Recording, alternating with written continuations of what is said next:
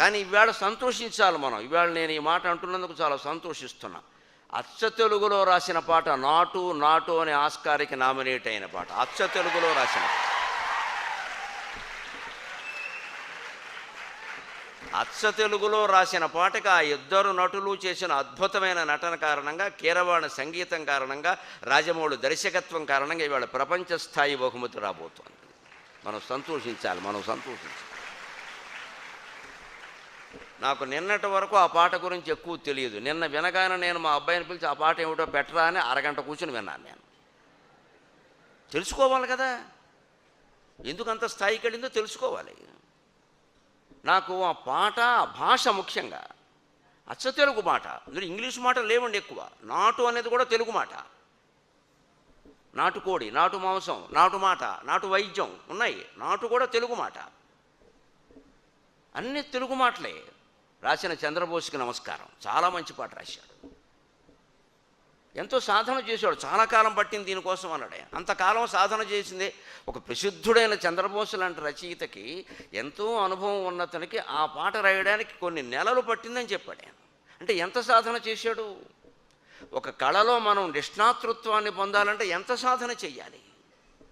మన విజ్ఞాన అంతే, అంత సాధన చేస్తేనే మనం పొందగలుగుతాం.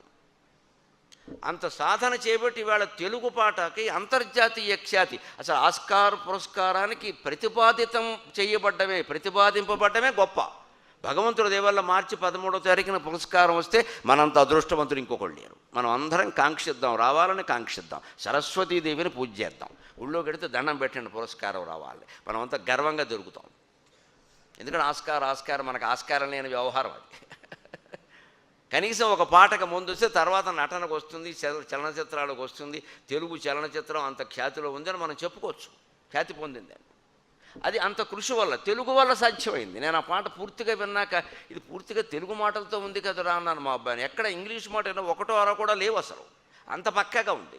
అందులో ఇద్దరు నటుల నటన ఎలా ఉందంటే, ఈయన ఇలా ఈ బెల్ట్ తీస్తే ఆయనే తీశాడు, ఈయన కుడికాలు తిప్పితే కుడికాలే తిప్పాడు, ఎడంకాలు తిప్పితే ఎడంకాలే తిప్పాడు. సరిగ్గా ఇద్దరు అలాగ కూడబలుక్కున్నట్టుగా నటన చేయడం ఉంది. కవలలై పుట్టిన పిల్లలకు కూడా సాధ్యం కాదండి, కవలలై పుట్టిన వాళ్ళకు కూడా సాధ్యం కాదు. రెండు వేరు కుటుంబాల్లో పుట్టినటువంటి మహానటులు ఇద్దరు అటువంటి నటన చేశారంటే నాకంటే చిన్నవాళ్ళైనా ఇద్దరికి నమస్కారం చేస్తున్నాను.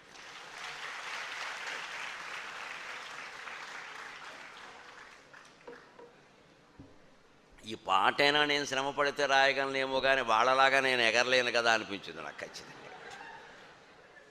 ఎవరి ప్రతిభ వారిది. దీన్నే తెలుగులో ముఖే సరస్వతి అంటారు. సరస్వతీదేవి ఒక్కొక్కరి ముఖం నుంచి ఒక్కొక్క రకంగా వ్యక్తం అవుతుంది. సంస్కృతంలో చెప్పిన ఆ మాట తెలుగులో మనం బాగా వాడుతున్నాం, ముఖే సరస్వతి అంటారు. అంటే మనం వాడుతున్నాం, ఒక్కొక్క రకంగా వ్యక్తం అవుతుంది, ఒక్కొక్క కళ ఒక్కొక్క రకంగా.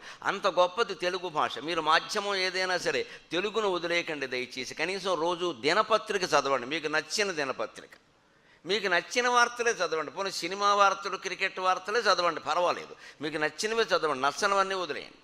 నేను ఇప్పుడు వస్తూ కూడా వారు వాహనంలో తీసుకొస్తుంటే నేను ఈనాడు దినపత్రిక చదువుతూ వచ్చాను. నేను దినపత్రిక చదవకుండా నేను ఉపన్యాసం ఇయ్యాను.